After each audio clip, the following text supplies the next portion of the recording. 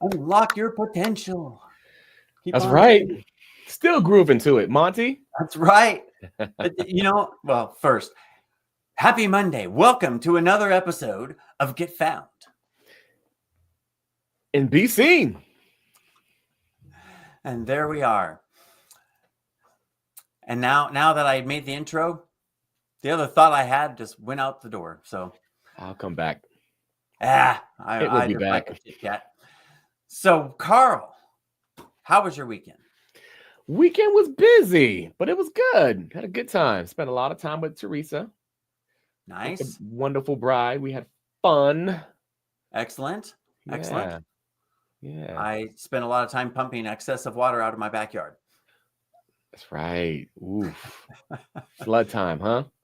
Not in the basement though, right?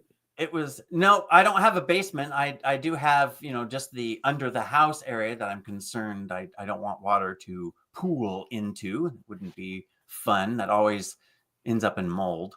So that was the point, was to try and keep the excess water from, because my backyard was a pond. And so I just had a pump, and I'd go out there and turn it on and pump out 75 gallons every 10 minutes.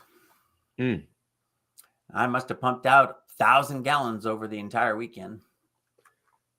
Sheesh. So that's all right.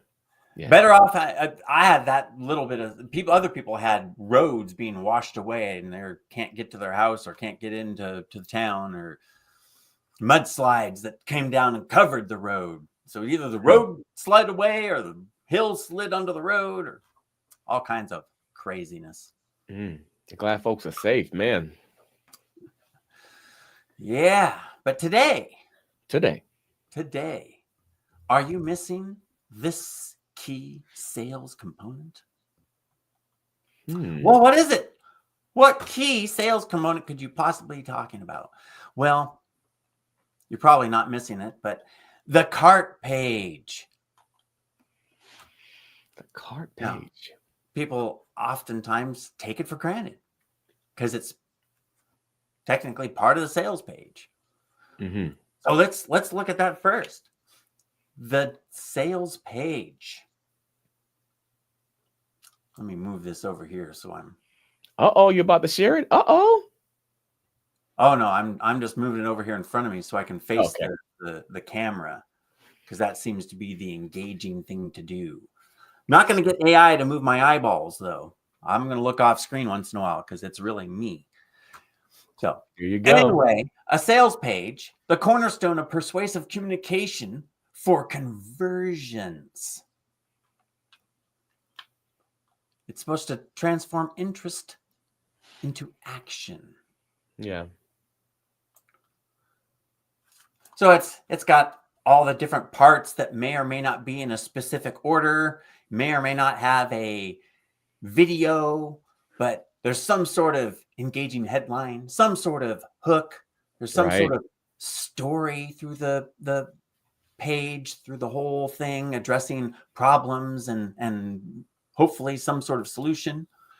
That the part about the visual strategies, does it have a video? Does it have the right images and things to make it a relatable experience? And then somewhere, typically, now the new tactics, sprinkle it in there, but there's concrete evidence, there's testimonials, there's some kind of social proof. And then, of course, at the bottom, there is the call to action, which again, sprinkled through, actually. It's not necessarily at the bottom. Right. But at what is at the bottom, usually, again, there's exceptions. But let's talk about the cart. The cart is on the sales page. It's typically at the bottom. Although if it's a pop-up, we'll talk about that later. But if it's a pop-up, it could appear elsewhere in the sales page. But traditionally, people like to scroll right down to the bottom and check out that cart. Right. And you got to have it there. I mean, you need to take their money somehow. So you have to have some kind of cart experience.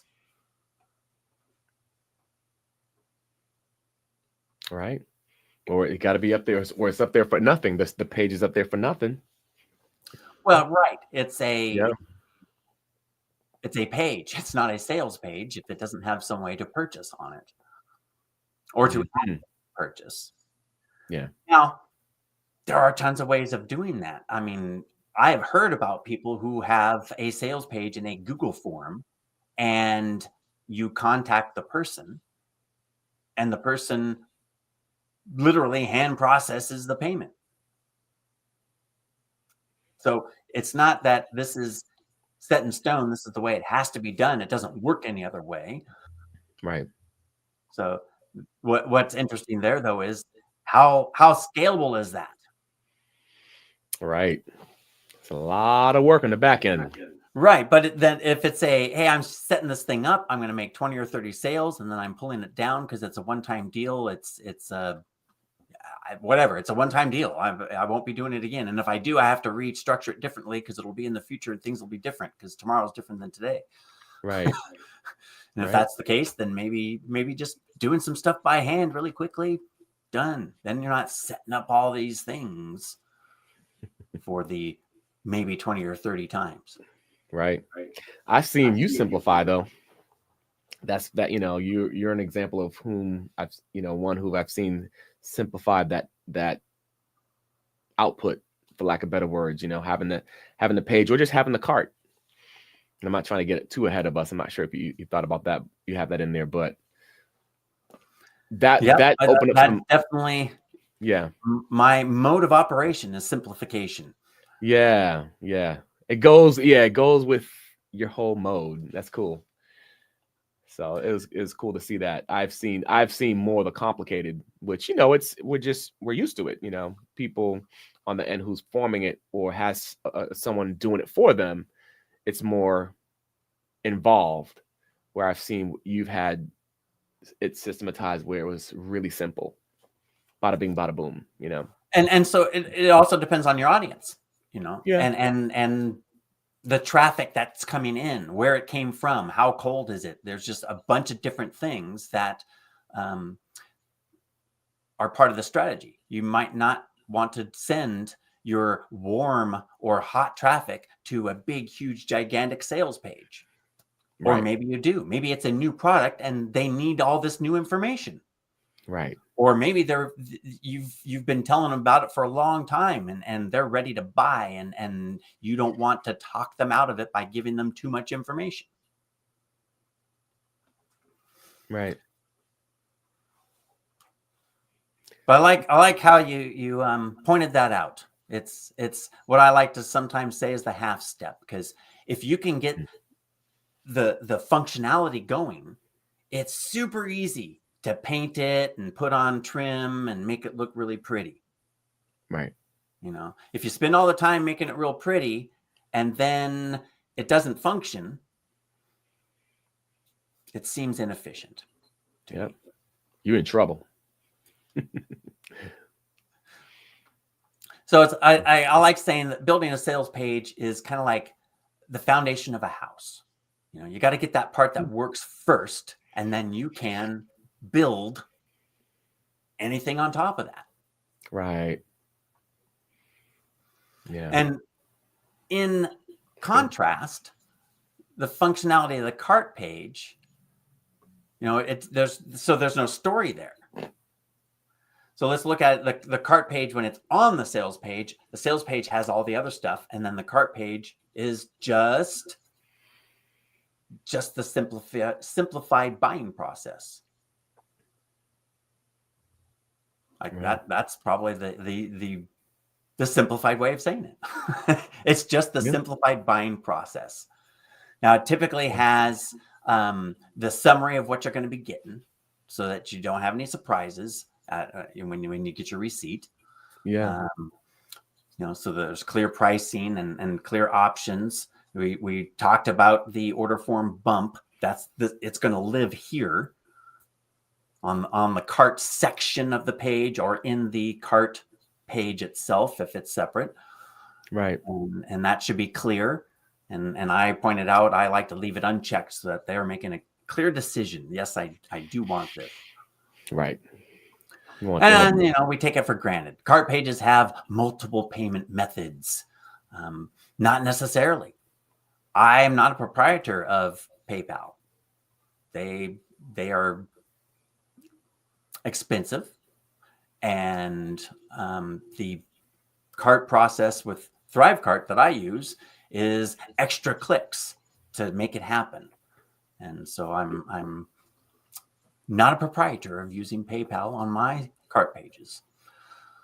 Yeah. But and I should say, not but, and there's other payment methods. Have you used any of these new payment methods like Venmo, or I can't even think of the names of those silly things. Mm-hmm. I mean, yeah, if you have multiple ones, I mean, I use PayPal, which has a section that can shift into Venmo for those who pay with Venmo.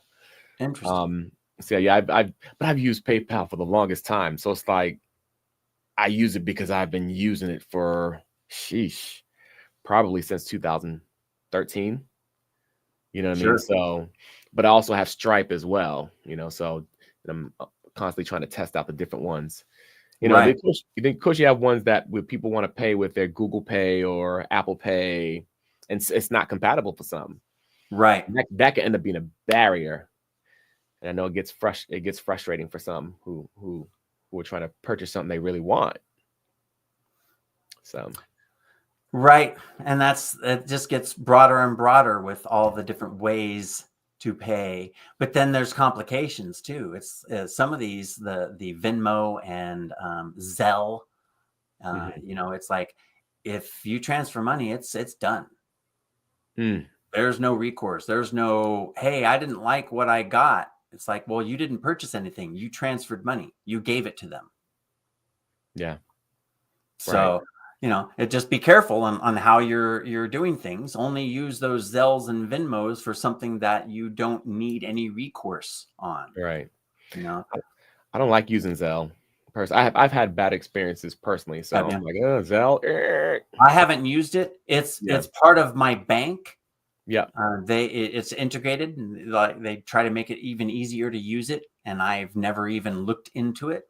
Right. But I know that other banks use other of these payment transfer services to help avoid fees, I guess, which is interesting because it's like, well, how come they can transfer money without a fee, but you guys can't? What's going on here? What's really going on? I digressed. Swinging that back around. Sales pages and cart pages. Where was I at? What was I getting at? No surprises. Catering. Okay, so multiple payment fields. That's where we left off. Yeah, the payment. Bill and all those goofy things. Right. To me, it's goofy. To other people, it might be the right thing. Again, it's about your target audience. Yeah. If your target audience is using those things, then absolutely figure them out. Yeah. Even if you don't, and your target audience is. Right. And you even when you give, here's a suggestion I give too, even when you give surveys for your audience, when you get feedback, ask them, hey, what do you think about our payment system?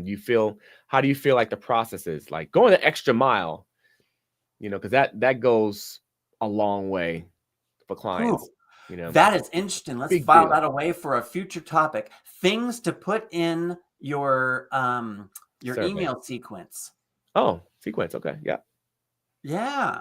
There's that, hey, thank you for purchasing and everything. What'd you think of the experience, of the cart experience? Right. Right. That is, I am big on that. I guess I learned that from being a DJ.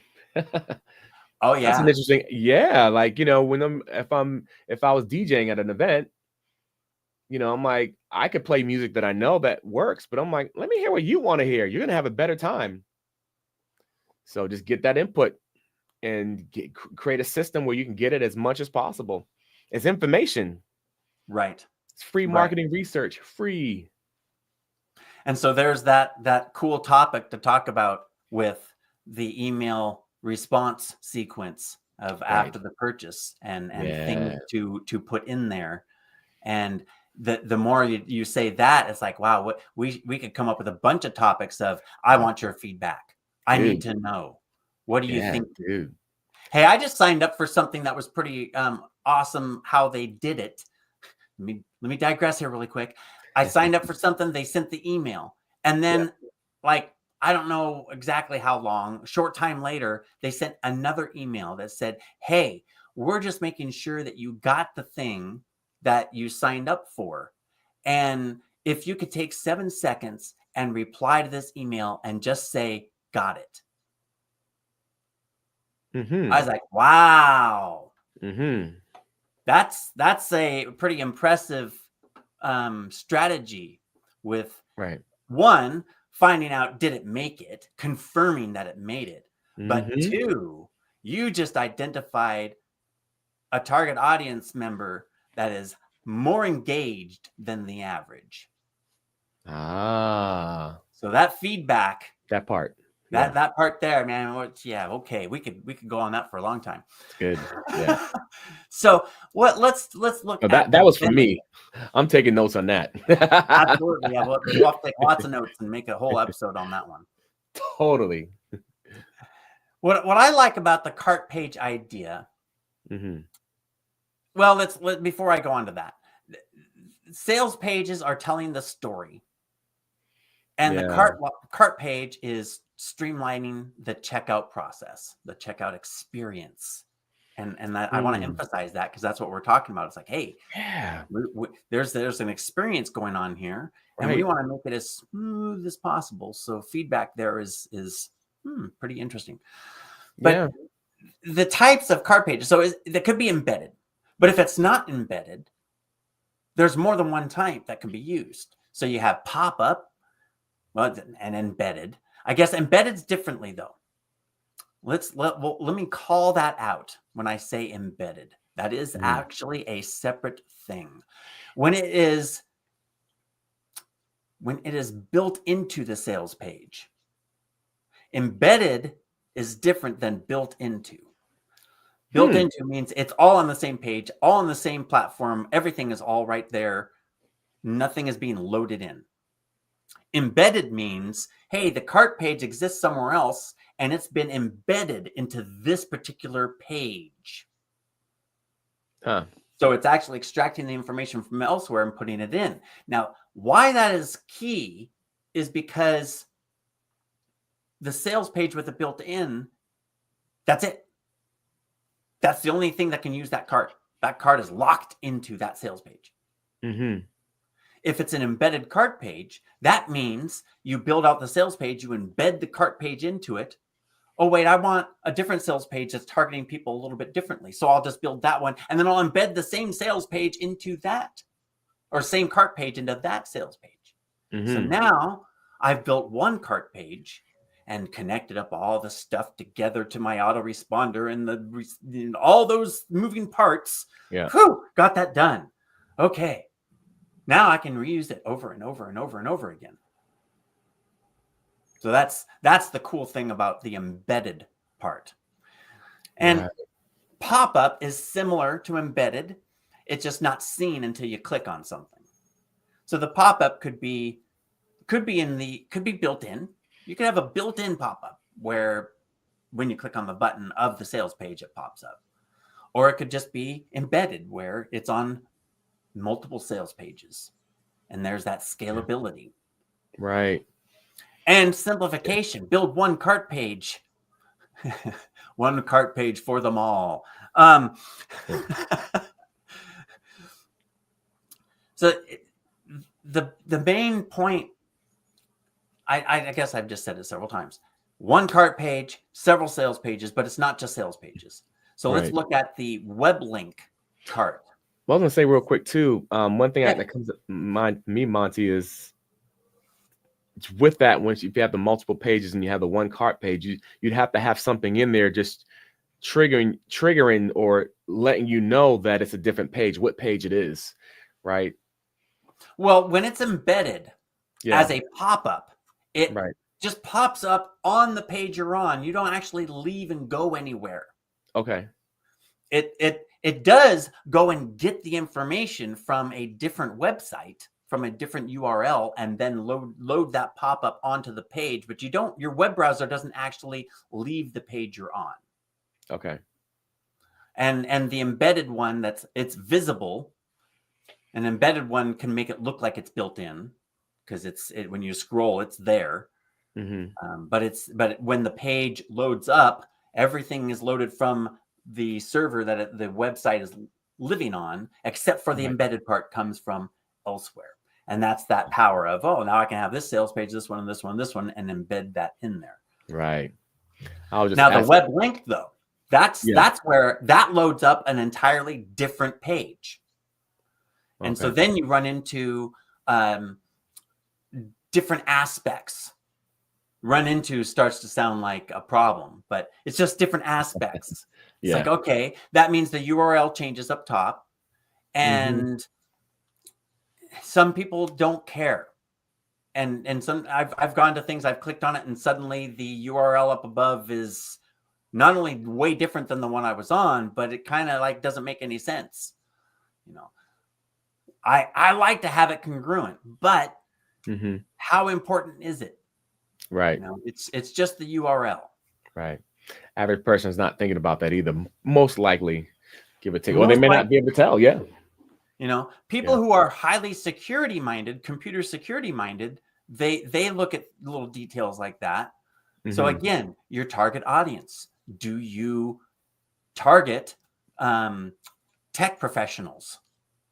People who are aware of scams and automatically, there's just certain things I see that I just close that out, delete or block or whatever. But if you are the average user and that's not on the top of your mind, then I don't think the URL is quite as important. So the link that opens up a cart page. So if you use it on a sales page, you're going to navigate to the cart page. Now, there's a couple ways you can do that. You can literally in the web browser change from the page you're on to the next one. Or you can click, usually it's a checkbox that you click on that says open a new window. Open this link in a new window. So then it will actually open up another window, not close or not leave the first one, but open up the second one. Yeah. Now, if you get deep I like into that option. Google, what's that? I know you're getting I like that option. I usually prefer that option. I like opening up a new page. Yeah. Well, there's some strategies behind that with Google and their algorithm of stuff. When a person visits a web page and instantly hits the back button, that's a bad mark for that web page. It's saying, that person didn't want to go there, so they went back. So that was a negative mark towards going to that page. It takes a bunch of these things to actually mean anything, but there's the point. That's how it works. If if a page opens up and it immediately gets the X and closes it, that's also a bad thing.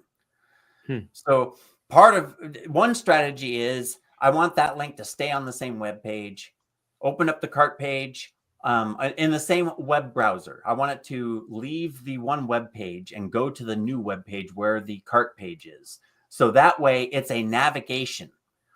The user just clicked on something to go from one page to the next. Now, as long as they fill out the form and spend some time on there, Google's going to say, cool, successful.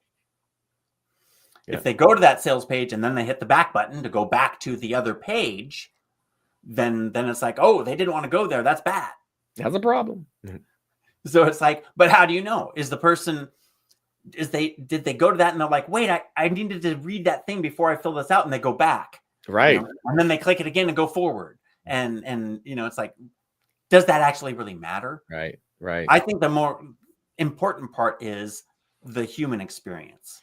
So when you have the cart page separate, oftentimes they need to go back to look at information to help them make the decision. So if it can be all congruent, that's where built-in is very appealing, because you've got some information below it, you got some information above it, they can scroll and look, and the pop-up, that's okay because the information's behind there. Oftentimes you can still see it.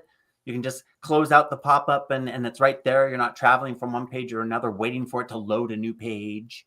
That's the Right. user experience part that I'd be most concerned with, is how many times do they need to wait for a new page to load? Yeah. They have to wait too long, the Forget sale's done, or forget sale's about it. gone. Right. Right. I like how you even mentioned the cart experience. That's usually I think cart, it's time to check out, but you label it as an experience, and that you know takes it to another level too. When I think about the whole experience concept, because it helps me to think to give more care to those details. That's going to give them a good experience. They walk away. They may not articulate it or maybe be able to articulate it, but subconsciously it helps them. It helps move them along. It helps their experience, and they walk away happy as the customer. So that's good. Yeah. Right, right. And then what you were saying, and what we were discussing a little bit earlier about getting the feedback about the Mhm. cart experience Right. isn't something that is often thought about. Yeah. I'm Yeah. thinking about like checkout at a grocery store. What if there was a step there? Right. No big deal. You just step up. Well, for some people, it would be a big deal if they're in a wheelchair or limited mobility or something. But let's just talk about not limited mobility, just the regular routine. You walk up to something and there's a step there. Well, Right. that's a little bit of a hiccup. That's a little bit of a I have to think about it. Right. I have to be aware of something else other than just making my purchase. Right. I'm Be a distracted. barrier. Right. So in the cart page, it's very similar. And again, though, different people are different, though. So just to assume, well, this is the smoothest way, but other people might look at it and say, ah. Might be I, annoying. I was talking with someone at the line in the bank the other day and saying, isn't it interesting? At the grocery store, we all line up in America here. In the US, we don't know how to queue very well. So we just all go up and look for the shortest line and go up to a line. Mm-hmm. But at the bank, because of privacy, and the pharmacy is another great place for this, is Yeah. that you can't go up through the window or you can't go up right behind the person in line Mm-hmm. because it's privacy. Mm-hmm. You're not supposed to be able to overhear, even though they still talk loud enough you can hear it anyway. But the point Right. is that so therefore there's this one spot. Everybody lines up in one spot and then goes to whichever one is next. Right. But we don't always do that. So Right. obviously there's preferences. Some people like to do it differently than others. Mm-hmm. So that's just, again, take it all with a grain of salt. Everything that's being discussed is that Yep. there's from personal experiences. You and Mm-hmm. I have experienced certain things. We haven't experienced everything, and we experience it from a certain angle. Right. Well, maybe several angles, but not all of them. Right. So the key is to Only pay one of them. attention.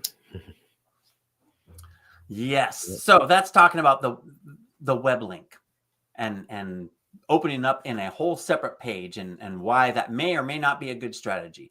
But here's a super big advantage with the web link is that now your cart page is accessible from an email, from a text, from Facebook Messenger, from a blog post, directly sales page, sales cart. Forget the sales page. Mm-hmm. So then you can even have it in the chat of a Zoom. Because maybe Right. you were in a group Zoom and you were talking with people and there was not a sales intent involved. But suddenly someone says, hey, do you have something that you can help me with this? Yeah, I have this thing that does this for you. Oh, great. Where can I buy that? Right.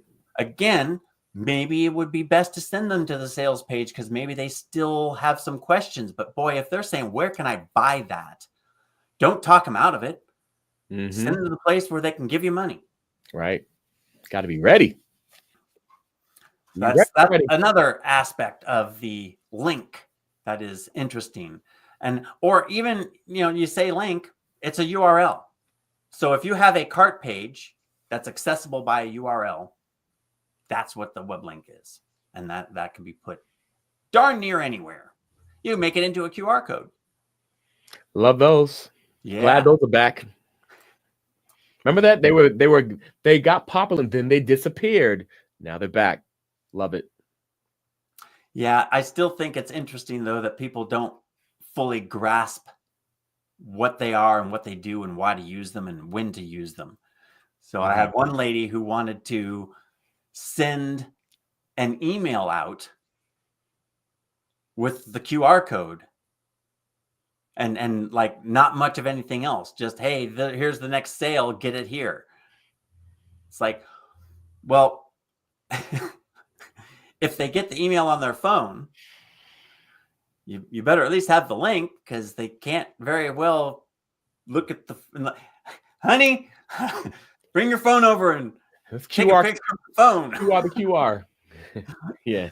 Yeah. Or if they open it up on their computer, then they're getting their phone out to aim it at their computer. Right. So yeah, there's a disconnect there, but overall, it seems like people they appreciate the idea, but there's still some disconnect there. Well, here's the other thing about it. Going back to tech-minded or security-minded people, not tech, but security-minded people. A QR code is a high-risk thing to do. I heard about that. You have no idea where it goes or what it does. And when you click on a URL, you are saying, give me what you have, I want it.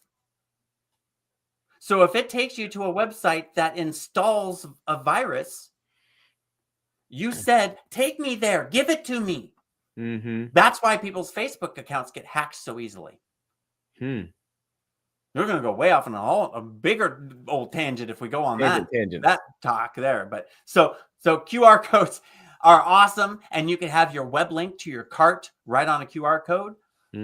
But like we were talking about, switching from one URL to another, open up a different page, having the congruency. A QR code can cause a little bit of, I don't use them unless I know absolutely where it's going and what it's doing.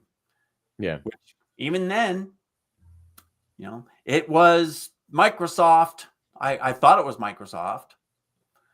Unfortunately, there was an employee at Microsoft that hacked their system and installed this thing for 4 hours. And that's when I went during the 4-hour period of time and clicked on the thing. And it would have been safe otherwise. But anyway, you don't want to be staying inside in case the meteor. Well, you got to live your life. Live your life. Half of the QR codes. So moving on from QR codes, I think that the centralized cart page idea is a great strategy for many things. It gives you the ability to say, here's what you're buying, here's the list of stuff that you're buying, and here's how you buy it. Now I can inject that. I can embed it here. I can pop it up there. I can link it over here. And that way you have the foundation laid out. And if you want that full-on sales page, then you can embed that into a full-on sales page. Yeah.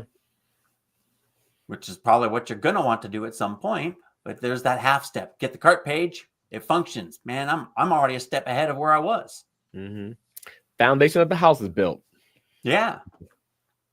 Indeed. Yes, indeed. I'm glad. So another interesting thing before we wrap this up is that by having a cart page, if you want to have affiliate marketers of your product or service, by having a cart page, you make it very easy for them to have their own sales page to link to your cart page. Now, that's not always necessary. Some affiliate marketers just need the link. Just go to their sales page, read their sales stuff, and buy their stuff. But if the affiliate marketer is saying, hey, I offer this bonus. If you use my affiliate link, you're going to get this stuff. Well, they need to explain this stuff. Yeah. And sometimes it feels a little disjointed to say, hey, here's the stuff that I'm going to be giving you. Now go read this other sales page. Now you're going to forget that stuff. Is it going to distract you here? Now, is that going to talk you out? You wanted it, but now I sent you this big long sales page and now you don't want it anymore. It's like, So that option of a cart page of just popping it up or having it embedded in there has because we said the cart page needs to clearly list what you're getting. Right. So that's the key.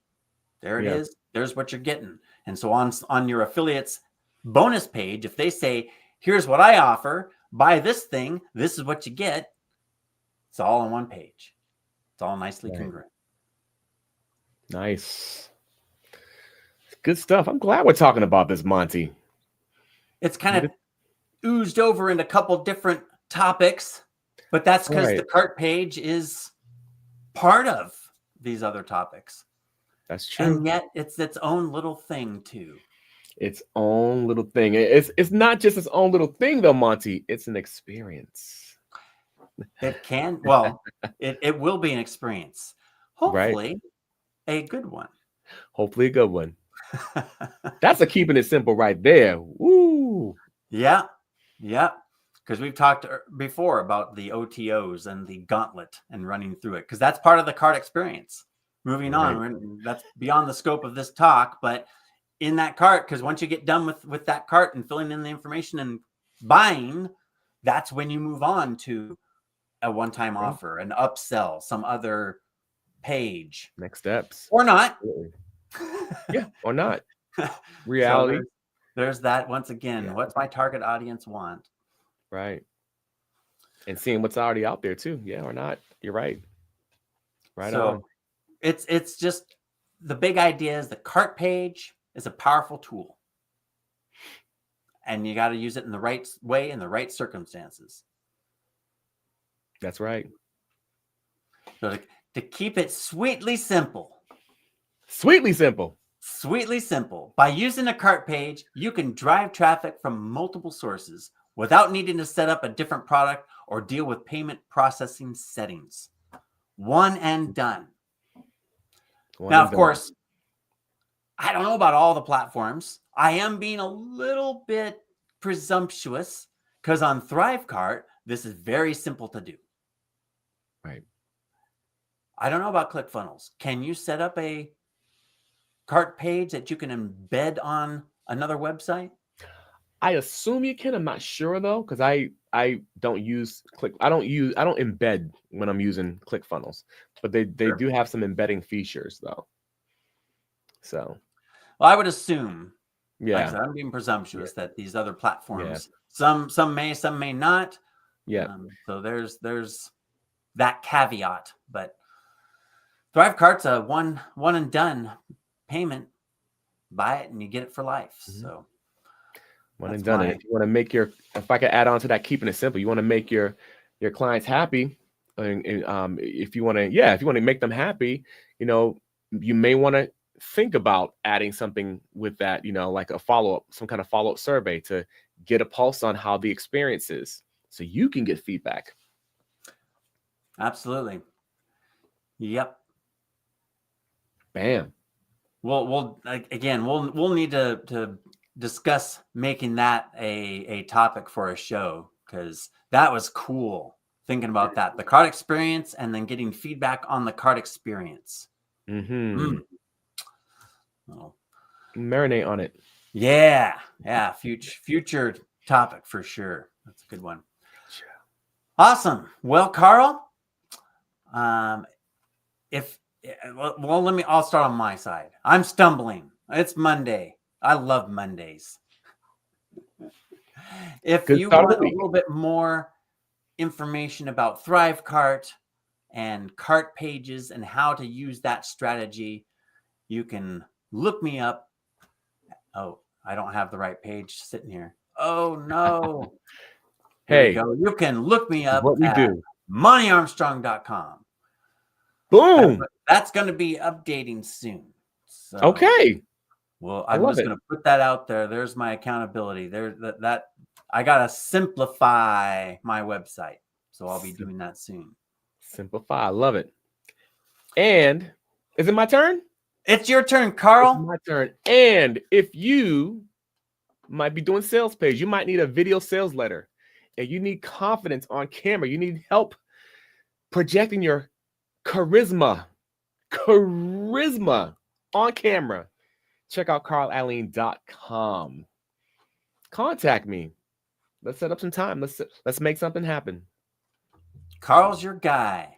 He can help you be your best on screen. That's right. Or on stage. Or on stage. and it'll be crisp and clean with no caffeine. You know what I mean? I do indeed. Happy Monday! Indeed. And happy St. Patrick's Day. Happy I got St. my green Patrick's on. Day. Got your green. Oh. Uh-oh. Uh-oh. Uh-oh. Uh-oh. You got your Go orange Celtics. on. Go Celtics. I had to find something green. Well, okay. I got green screen. That's what I had to mess with my green screen. I was invisible. Well, I wasn't, but my shirt was. Oh, you ready? Oh, and it was almost there. Almost was made it happen. there. Oh, whoa, There wait he a minute. is. Oh, There invisible. he Okay. was. Oh well, a little bit of green. Here, this In is my what I glasses. had. This is what I had. Oh, That's what I was going for. Oh well. oh.